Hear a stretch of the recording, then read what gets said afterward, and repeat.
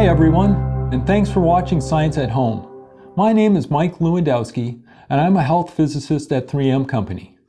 As a physicist, I get to work with energy every day, and that's great because when I was a kid, I loved science, and now that I'm grown up, I get a job where I get to do science every single day. So let's talk a little bit about energy, since physicists spend most of their time studying energy. Have you ever taken a rubber band and stretched it?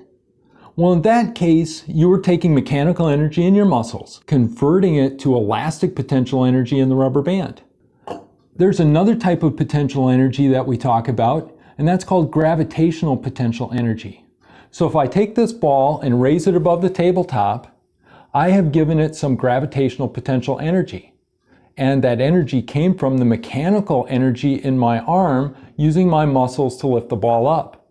Now, as soon as I let go of the ball, you know what's going to happen. The ball is going to fall down towards the tabletop. That gravitational potential energy will get transformed into kinetic energy.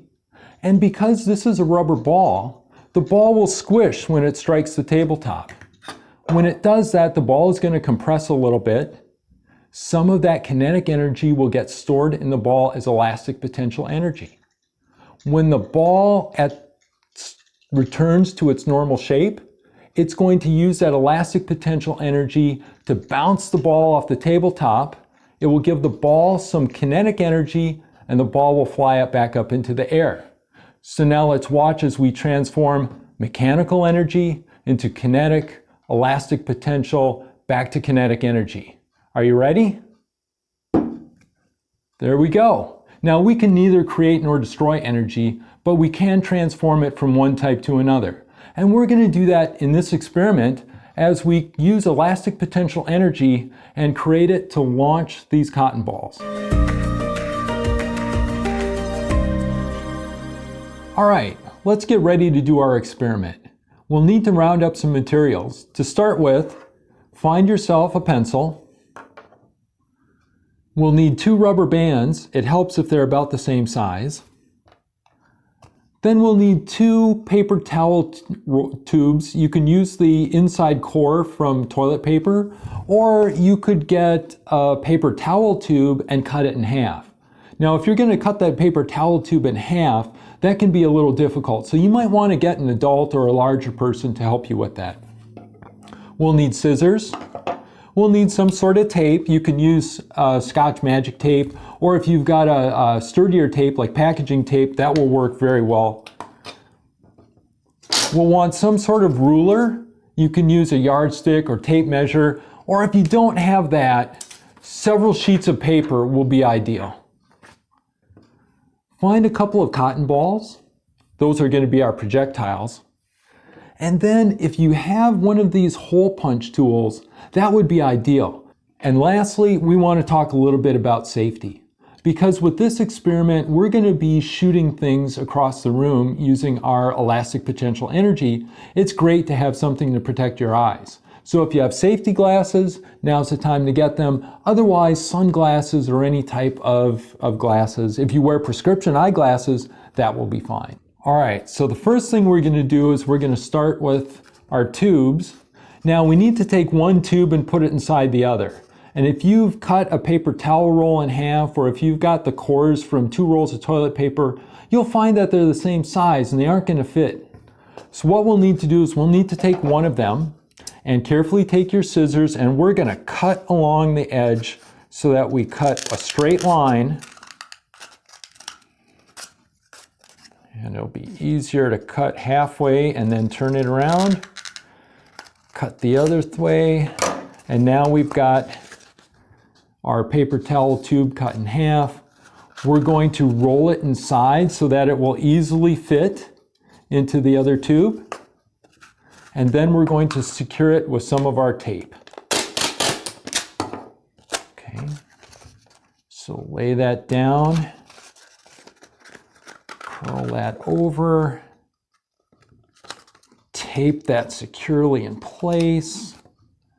Got a little extra tape I can fold in. There we go. All right, now with that, we need to put some holes in this so that we can put the pencil through, because we're going to use that as a handle.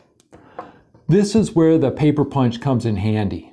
We want to go in on one side, and actually if you look at the seam that you created, and let's go about 90 degrees or a quarter of the way around the circle from that seam.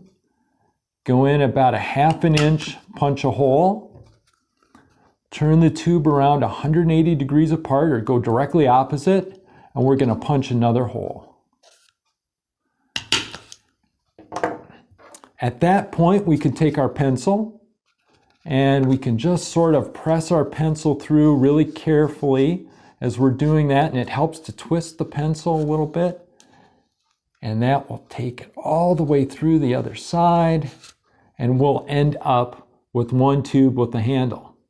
Now, if you don't have this paper punch tool, that's okay. In order to make a hole in the tube so you can put the pencil through, this is where you might want to go find an adult who can use the end of a pair of scissors to poke a hole, or my favorite is to go find a nail and use a nail to poke a hole through that. This is where it really is helpful to have an adult help with that, or a larger, older brother or sister, to make sure that you don't hurt yourself in that process. Once you've got the handle, you can set that aside, and we're going to take our other tube, we're going to go back to our scissors, and we're going to cut a couple of notches in that tube. We're going to start out cutting about a 1/4 inch notch, and then 1/2 inch away we're going to cut another notch so that we create this little flap. We're going to go to the other side again, 180 degrees away. Directly opposite, we're going to do the same thing.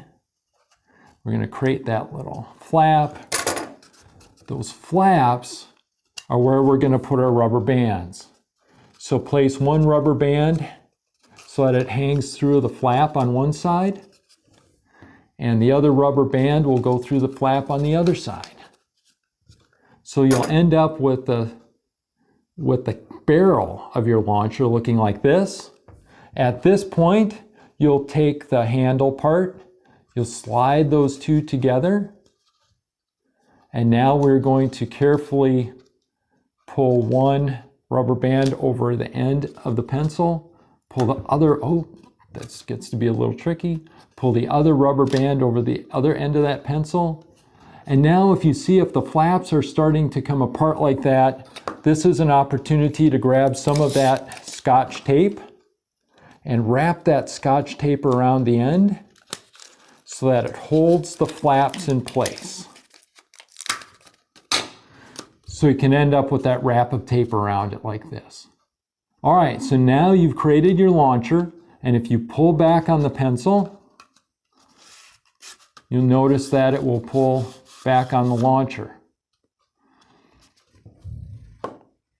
Take one of your cotton balls, roll it around, make sure that it's nice and spherical, and we want to set that down on top. So it should set down on top of the inner tube without falling through. If it falls down into the tube, this is a situation where we're going to want to make a quick modification. We'll want to take a little bit of the tape and put that across the top of the tube so that the cotton ball sits on the top and doesn't get caught inside. Okay. All right, so then we can put this back together. Tighten this up. And at this point, we're just about all set and ready to go. We're going to set these things aside. We won't need these anymore. So we have our cotton balls and our launcher.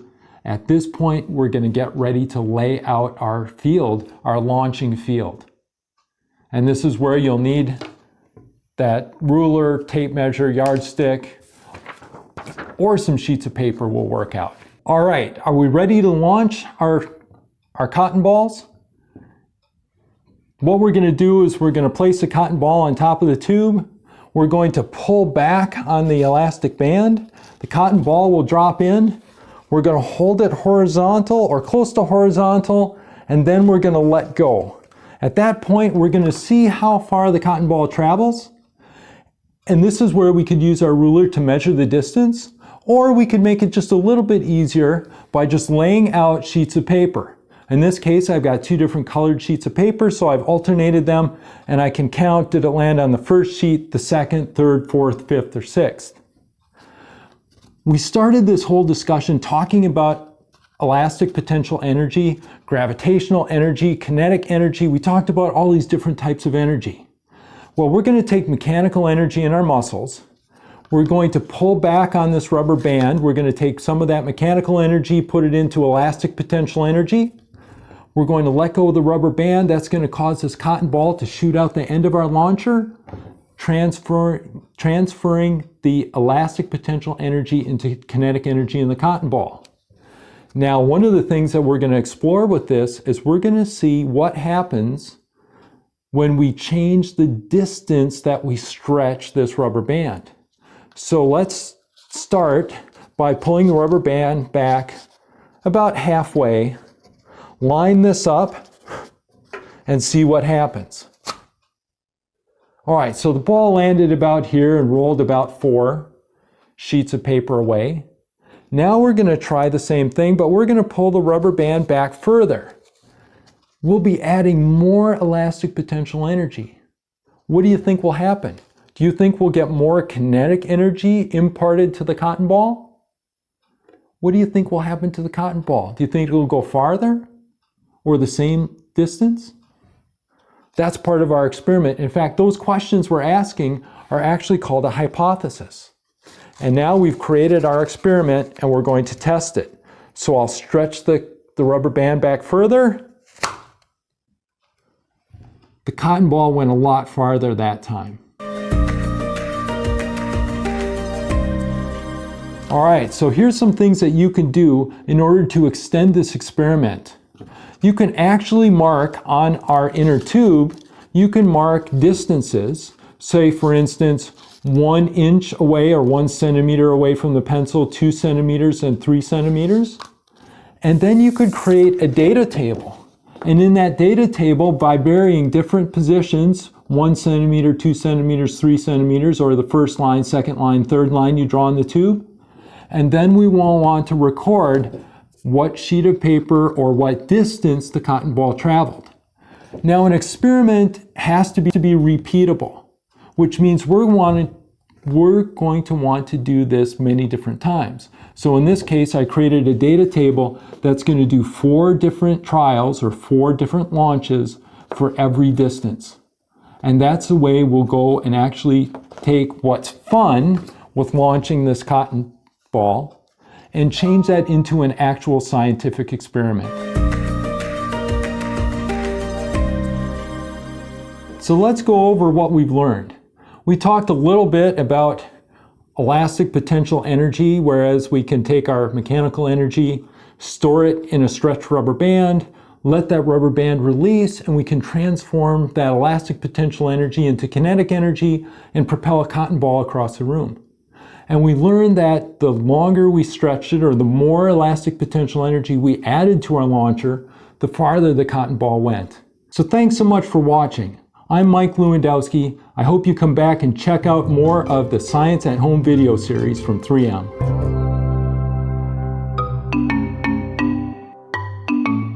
But wait, we're not done yet.